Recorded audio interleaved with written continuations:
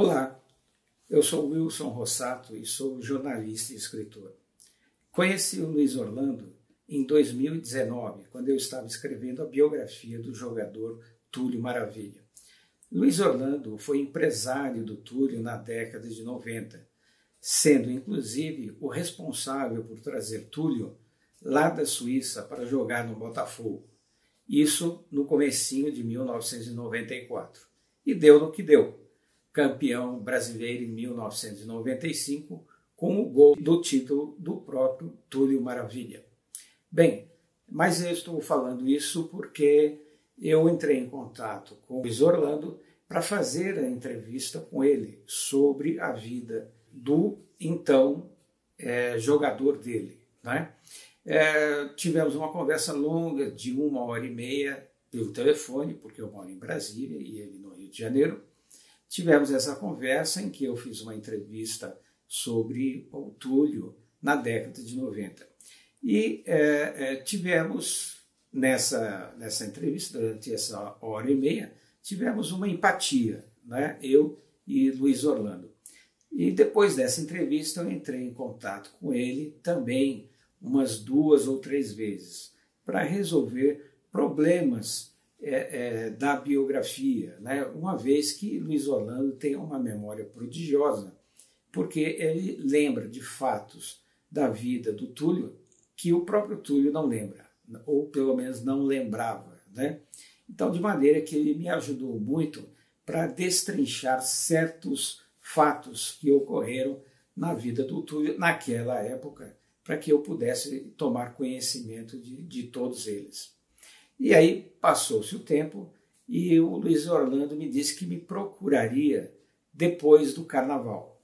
E como ele é um homem do Carnaval, ele divide o ano entre antes do Carnaval e depois do Carnaval. E, de fato, 10 dias, 2 semanas depois do Carnaval de 2020, ou seja, às portas do problema da pandemia, ele me ligou dizendo que estava escrevendo um livro de memórias, né? E que precisava de alguém que o ajudasse a organizar essas memórias, esses textos de memória.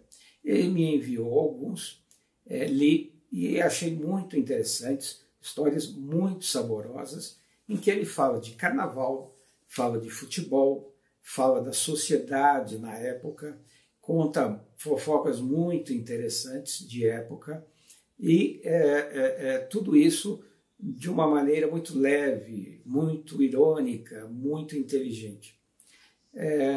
Topei fazer essa organização que nós chamamos Editar os Textos e comecei os trabalhos.